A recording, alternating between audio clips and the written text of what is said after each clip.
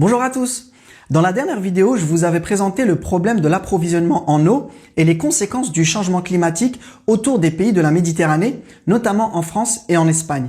Je vous propose aujourd'hui de voir ce qui se passe au Maghreb et plus précisément au Maroc et en Algérie. Alors, avant de commencer, pour les jeunes étudiants qui hésitent et qui ne savent pas vers quelle filière se tourner, ou pour les entrepreneurs qui cherchent des opportunités de business, je vous invite vraiment à regarder cette vidéo jusqu'au bout parce que le secteur de l'eau et tout ce qui tourne autour de l'approvisionnement en eau potable, vous allez le voir, ça va probablement donner beaucoup d'opportunités ces prochaines années. Non seulement au Maghreb, mais aussi dans tous les pays autour de la Méditerranée. Et vous allez comprendre pourquoi.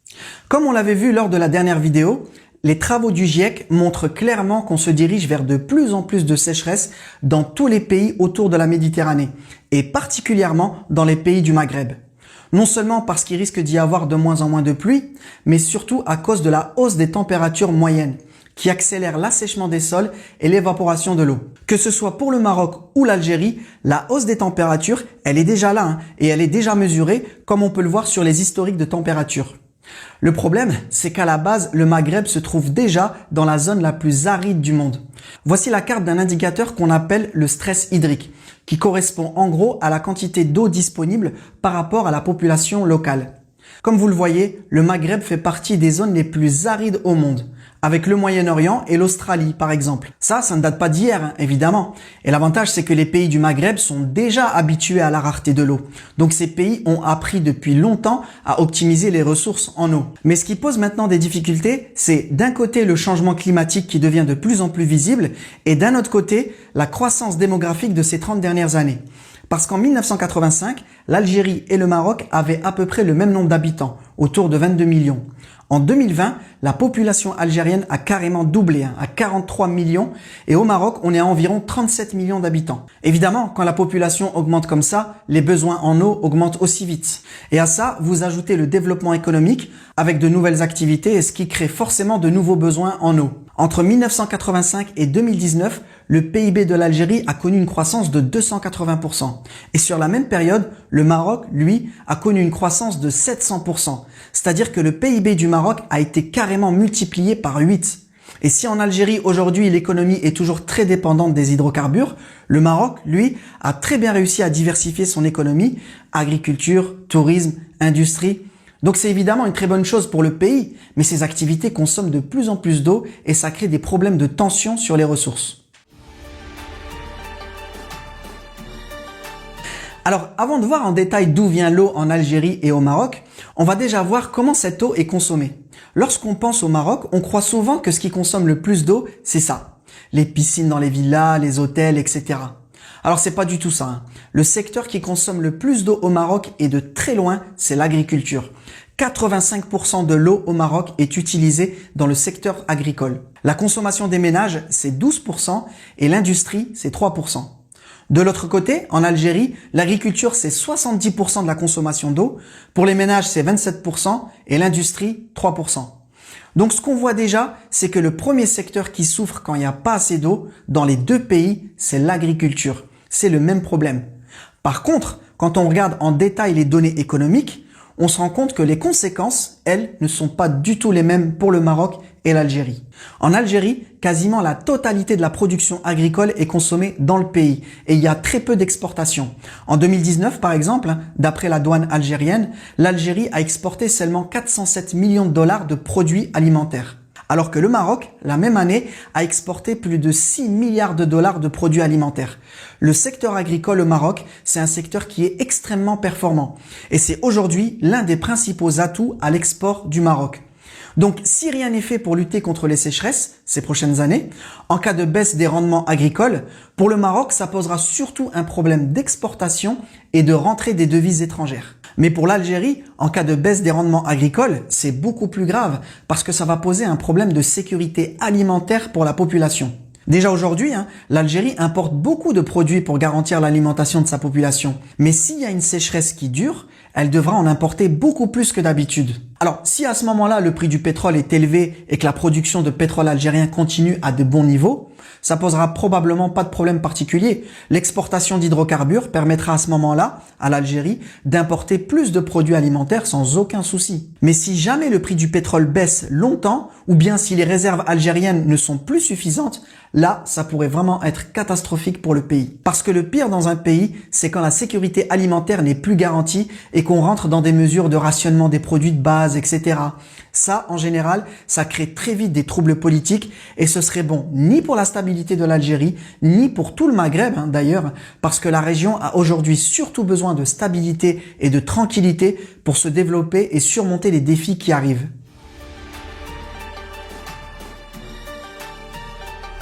Alors, on va regarder maintenant d'où vient l'eau utilisée dans les deux pays. Historiquement, les populations ont d'abord exploité les sources d'eau les plus faciles d'accès, c'est-à-dire les eaux de surface, les rivières et les lacs principalement. Ça peut largement suffire quand la population n'est pas trop grande, mais au Maghreb, ça fait bien longtemps qu'on a dépassé ce stade. Donc quand les eaux de surface ne sont plus suffisantes, on creuse pour exploiter les nappes phréatiques. Ces dernières décennies, ça a été l'une des principales sources d'eau au Maghreb qui a justement permis à la région de bien se développer. Mais les nappes phréatiques, elles se rechargent avec une certaine vitesse, en fonction des pluies. Donc, tant que la quantité d'eau qu'on pompe chaque année est inférieure à ce qui est rechargé, ça pose aucun problème. Mais aujourd'hui, on sait que ce n'est plus le cas, ni au Maroc, ni en Algérie. Les nappes phréatiques sont depuis plusieurs années surexploitées par rapport à leur vitesse de renouvellement. C'est-à-dire qu'on pompe chaque année trop d'eau et qu'on laisse pas aux nappes phréatiques le temps de retrouver leur niveau. Donc leur niveau baisse tous les ans. Et on estime par exemple qu'au Maroc, on pompe quasiment 1 milliard de mètres cubes en trop par an, par rapport aux capacités des nappes phréatiques à se recharger. Heureusement, en dehors des nappes phréatiques, il existe d'autres solutions pour s'approvisionner en eau, et notamment la construction de barrages. Contrairement à ce qu'on pense souvent, un barrage, ça ne sert pas uniquement à produire de l'électricité, mais ça sert aussi de stock d'eau et à approvisionner les populations.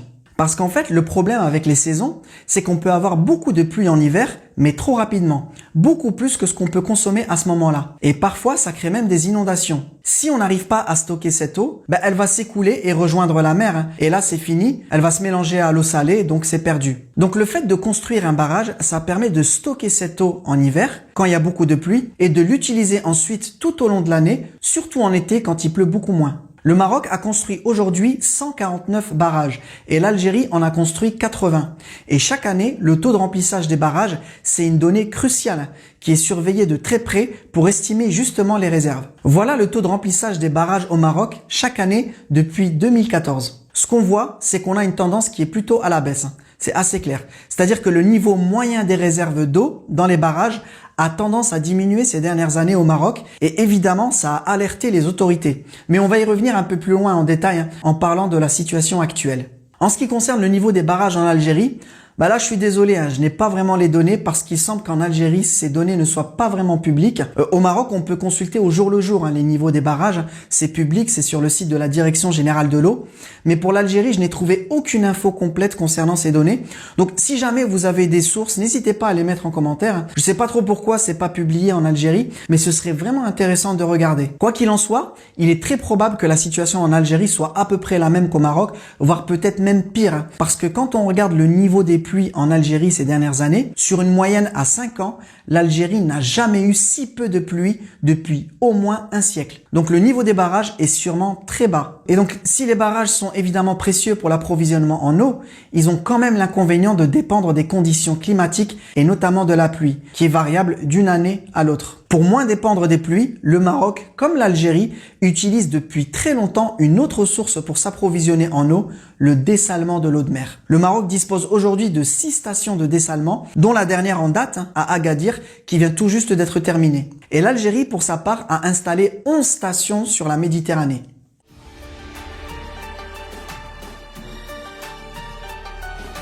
Alors, quelle est la situation actuellement ?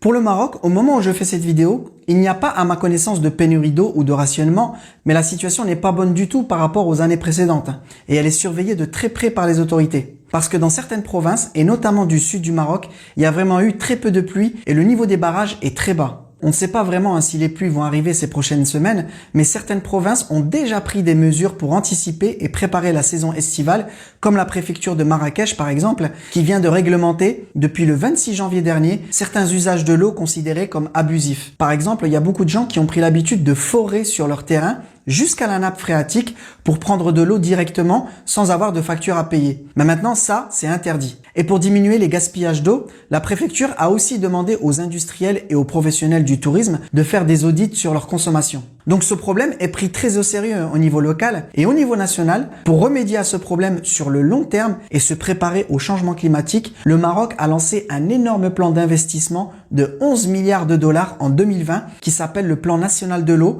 2020-2027. Le Maroc va construire 20 grands barrages supplémentaires et ajouter 3 stations de dessalement d'eau de mer en plus de celles qui sont déjà construites. Ces nouvelles stations vont être installées à Casablanca, Safi et Dakhla. Actuellement, la plus grande station de dessalement au monde, c'est en Israël, dans la ville d'Ashkelon, avec une production de 100 millions de mètres cubes d'eau potable par an. Celle qui a été validée pour Casablanca aura une production de 300 millions de mètres cubes d'eau par an. Ce sera donc la plus grande station de dessalement d'eau de mer au monde. Et si le Maroc met autant de moyens, c'est parce que Casablanca, c'est une énorme mégalopole, plus de 4 millions d'habitants, et elle est en plein développement économique. Donc évidemment, elle peut pas se permettre d'avoir des problèmes d'eau dans les années à venir. Alors, je rentre pas trop dans les détails, mais il y a d'autres investissements et notamment la généralisation du retraitement des eaux usées. Par exemple, aujourd'hui, la plupart des golfs à Marrakech ne sont plus irrigués avec de l'eau potable, mais avec des eaux qui sont récoltées dans les égouts et qui sont retraitées pour l'arrosage. Ça, c'est un procédé que le Maroc veut généraliser dans tout le pays. Donc, en résumé, aujourd'hui, au Maroc, la situation des réserves d'eau n'est pas bonne du tout, c'est clair, et de gros investissements sont en cours. Mais pour le moment, la situation n'est pas non plus catastrophique, puisque comme je l'ai déjà dit, au jour d'aujourd'hui, aucune ville au Maroc, à ma connaissance, n'a de problème d'approvisionnement en eau. En Algérie, par contre, on commence à avoir des situations un peu plus critiques, et notamment dans la capitale Alger. Il faut savoir que depuis le 26 juin 2021, il y a un plan de rationnement de l'eau potable à Alger et dans les communes voisines. C'est-à-dire que les habitants ont de l'eau courante uniquement entre 8 h du matin et 16 h. Ensuite, l'eau est coupée jusqu'au lendemain 8 h.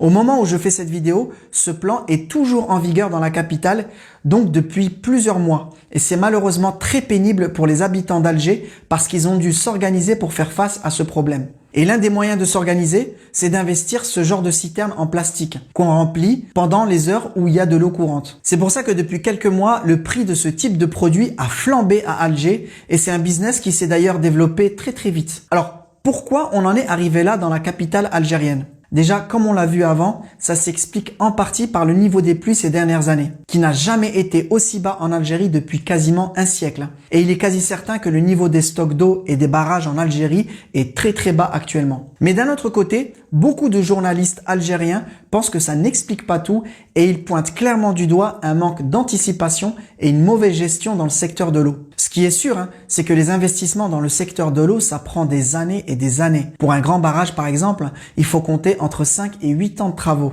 Donc le gouvernement actuel en Algérie, il doit gérer une situation d'urgence, mais pour des erreurs qui n'ont pas forcément été commises par ce gouvernement, mais plutôt par les gouvernements précédents il y a une dizaine d'années. Par exemple, le journaliste algérien Abed Sharef affirme que ce sont surtout des problèmes de corruption dans le passé qui sont la cause de la mauvaise gestion de ce secteur et qui expliquent les problèmes des habitants aujourd'hui. Il pointe notamment du doigt 3 anciens ministres algériens des ressources en eau, Abdelmalek Sellal, Abdelkader Wali et Areski Baraki. Ces 3 anciens ministres sont aujourd'hui en prison en Algérie et ils ont apparemment été condamnés pour corruption. Donc effectivement, ça peut aussi expliquer les difficultés aujourd'hui. Mais en tout cas, l'Algérie doit aller de l'avant et donc la question c'est: quel est le plan du gouvernement algérien pour sécuriser l'approvisionnement en eau potable? Alors d'après l'une des responsables au sein du ministère des Ressources en eau, Lamia Lehtiyet, l'Algérie mise pour les prochaines années essentiellement sur le dessalement de l'eau de mer. Pour l'instant, les stations de dessalement fournissent environ 17% de l'eau potable en Algérie. Le gouvernement veut monter cette part à 60% en 2030. Donc la stratégie principale du gouvernement algérien, c'est d'investir massivement sur les stations de dessalement. Du coup, on peut se demander: pourquoi l'Algérie mise principalement sur le dessalement d'eau de mer alors que le Maroc met plutôt les moyens d'abord sur les barrages et seulement ensuite sur les stations de dessalement? La première raison, elle est simple, elle est liée à l'environnement. Pour faire des barrages, il faut des montagnes. Et le Maroc a beaucoup plus de montagnes, surtout de hautes montagnes qui permettent de construire de grands barrages. En Algérie, il y a beaucoup moins de montagnes et aujourd'hui, il y a quasiment plus d'endroits disponibles pour installer de grands barrages. Et la deuxième raison, elle est économique, hein. La construction d'un barrage, ça coûte cher, hein, c'est vrai, mais une fois que le barrage est construit, chaque mètre cube d'eau qu'on récolte ensuite ne coûte pas grand-chose en plus. C'est de l'eau qui est déjà dessalée, donc ensuite il y a juste des traitements basiques et puis les frais d'entretien, etc. Par contre, pour l'eau de la mer, quand on veut enlever le sel, c'est pas pareil, on doit consommer beaucoup d'électricité. Donc pour une station de dessalement, une fois que la station est construite, chaque mètre cube d'eau qui va sortir de la station va coûter beaucoup plus cher. On estime que l'eau des stations de dessalement coûte entre 2 et 4 fois plus cher que l'eau qui sort d'un barrage. Mais c'est évidemment variable en fonction du prix de l'énergie. Et c'est là que l'Algérie a un énorme avantage. Elle a de l'électricité disponible pas chère sur son territoire avec le gaz et le pétrole. Alors que le Maroc, lui, doit importer une partie de son énergie. Donc la solution du dessalement coûte clairement plus cher pour le Maroc que pour l'Algérie. Et comme le Maroc a encore des zones montagneuses disponibles, il va d'abord exploiter tout son potentiel hydraulique avec les barrages et installer des stations de dessalement uniquement là où on ne peut pas faire autrement. Mais dans tous les cas, ce qui est clair, hein, c'est qu'avec le changement climatique qui arrive, que ce soit pour l'Algérie ou pour le Maroc, le dessalement de l'eau de mer va devenir de plus en plus incontournable. Et la raison, elle est simple, hein, c'est la seule source qui ne dépend pas des pluies et qui est illimitée. Ou plus précisément, qui est limitée uniquement par l'énergie et pas par la quantité d'eau disponible, puisqu'on prend l'eau de la mer. Donc pour le Maroc, les stations de dessalement d'eau de mer posent avant tout un problème lié à l'énergie et à l'électricité. Le plus avantageux pour le Maroc, c'est d'alimenter les stations de dessalement avec de l'électricité verte produite sur place, puisque ça évite à ce moment-là d'importer des ressources fossiles. D'ailleurs, c'est exactement ce qui va être fait pour la station de dessalement qui est prévue à Dakhla, dans le sud du Maroc. Elle est développée en parallèle avec un projet de parc éolien qui alimentera la station en électricité. Plus le Maroc développe son parc éolien et solaire, et moins il a besoin d'importer de ressources fossiles pour son électricité et donc pour produire de l'eau potable. Et ces deux secteurs, l'eau potable et l'électricité verte, vont tellement bien ensemble qu'ils suppriment l'un des plus grands inconvénients des énergies renouvelables, le problème du stockage. Et oui, parce que comme vous le savez, c'est très compliqué de stocker de l'électricité. Mais par contre, c'est beaucoup plus facile de stocker de l'eau potable. Donc si on dimensionne bien un parc éolien, parfois il va produire trop d'électricité. À ce moment-là, on produit plus d'eau potable et on la stocke. On n'a plus du tout besoin de batteries ou d'autres formes de stockage électrique. C'est beaucoup plus simple. Plus le Maroc va développer son électricité verte, plus il va sécuriser son approvisionnement en eau. C'est un point fondamental pour comprendre les enjeux énergétiques au Maroc. Et là, je vous renvoie à ma vidéo sur l'électricité verte au Maroc. Pour l'Algérie, la situation est différente parce qu'elle dispose déjà d'une énergie pas chère, avec les hydrocarbures. Mais le problème, c'est que ces hydrocarbures sont déjà la base de l'économie algérienne et personne ne sait vraiment combien de temps ça va durer. En 2019, 92% des exportations de l'Algérie, c'est-à-dire quasiment tout, c'est du pétrole et du gaz. Et quand vous avez toute votre économie qui dépend de vos réserves en hydrocarbures, votre sécurité alimentaire aussi, et bientôt l'approvisionnement en eau qui va en dépendre aussi, c'est facile de comprendre que ça crée une situation risquée et absolument explosive. Si un jour il y a un problème avec les réserves ou si les prix baissent longtemps, ça va être très difficile de gérer ce genre de situation pour l'Algérie. Mais les autorités algériennes le savent déjà. Donc j'imagine qu'il y a sûrement une stratégie du côté du gouvernement pour diversifier l'économie, mais j'ai pas étudié ce point en détail. En tout cas, on l'espère parce que l'Algérie a beaucoup d'atouts qu'elle pourrait très bien exploiter. Donc quand on voit tous ces défis qui arrivent, et là je parle pour tous les étudiants ou les jeunes qui hésitent et qui savent pas vers quoi s'orienter, il semble très clair que tout ce qui tourne autour du secteur de l'eau, ça va très probablement se développer énormément ces prochaines années et beaucoup de sociétés vont recruter dans ce domaine. Et évidemment, pour les entrepreneurs, il va y avoir beaucoup d'opportunités de business aussi. Que ce soit les technologies de dessalement de l'eau de mer, tous les systèmes qui aident à économiser l'eau, en ville chez les particuliers ou à la campagne pour les agriculteurs, les systèmes de retraitement des eaux usées, tout ce qui tourne autour de l'approvisionnement en eau potable, si vous faites des études dedans, que vous développez des expériences ou des business dans ces domaines, vous aurez probablement énormément d'opportunités au Maroc, en Algérie, en Tunisie, en Espagne, en Italie. Tous les pays autour de la Méditerranée vont devoir investir massivement et recruter énormément dans ce secteur. Ça, il n'y a quasiment aucun doute là-dessus. Voilà, c'est tout pour aujourd'hui. Alors, comme d'hab, si vous avez des remarques ou des infos, n'hésitez pas à les mettre en commentaire. Merci en tout cas d'avoir regardé la vidéo et puis je vous dis à très bientôt.